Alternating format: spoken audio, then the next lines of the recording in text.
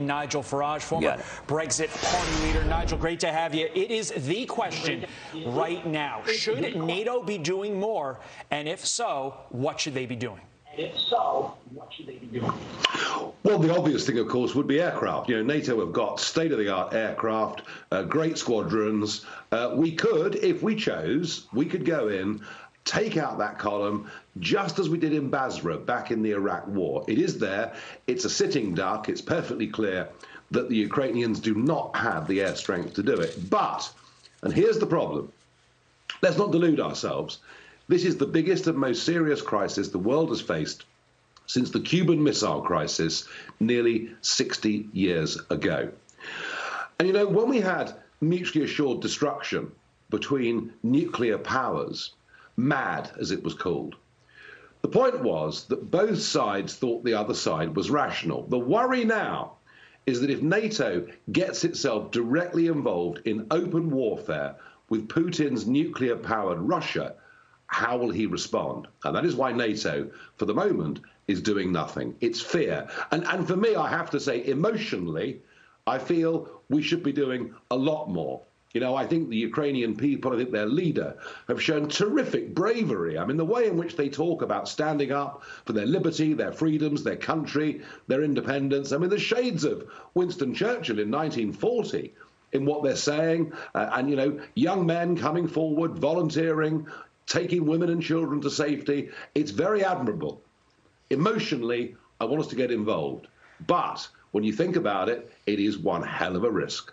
Yeah, well, you know what? President Biden might disagree with you because he delivered his State of the Union address last night, as you know, and he touted the sanctions that he's put forward so far. Take a listen.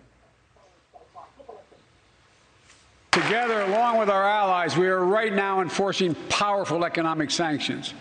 We're cutting off Russia's largest banks in the international financial system, preventing Russia's central bank from defending the Russian ruble, making Putin's $630 billion war fund worthless. And, you know, Nigel, that is all fine, but the U.S. and Europe buy $700 million worth of Russian oil a day, and now you're hearing Ukrainian officials say that that oil is soaked in Ukrainian blood.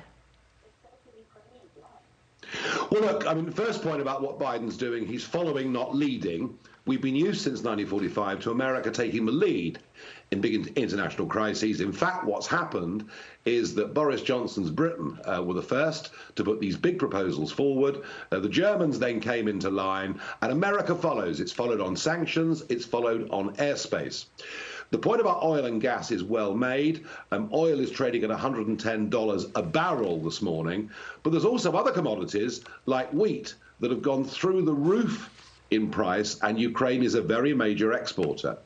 The truth of it is, if we put big sanctions on Russian gas, oil and wheat, we also pay a price in return.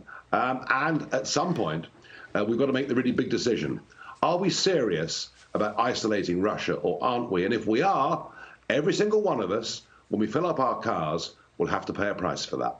There's also a price being paid by companies, more than a dozen companies, sever ties and pull products from Russia. And that's all well and good for the companies. But I want to focus on the countries.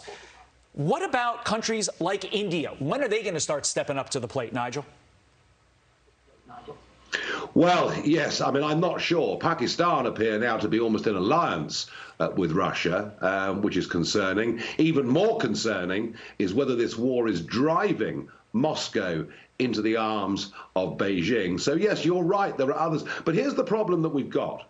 Through globalism, we've become very, very dependent upon each other. You know, without Russian gas, in the short term, German industry is in problems. India, a very poor country, very low GDP per capita, are perhaps taking a rather selfish position.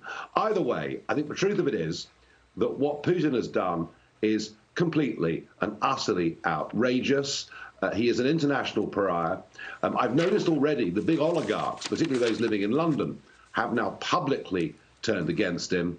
We have seen one mutiny that took place in the Russian Navy. There are reports of Russian soldiers, albeit in small numbers, beginning to give up their arms. And I think where this leads to, actually in the end, is a big uprising in Russia and probably the end of Putin. But here's the worry, and I repeat this point.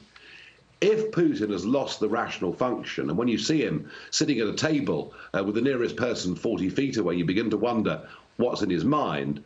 You know, what could a wounded, dying animal do, given the nuclear capability that he's got? So let's be frank about this. We're in a very, very serious situation. Without a doubt, that is the question of the day, and it's a very, very scary thought. Nigel, thank you so much for joining us this morning.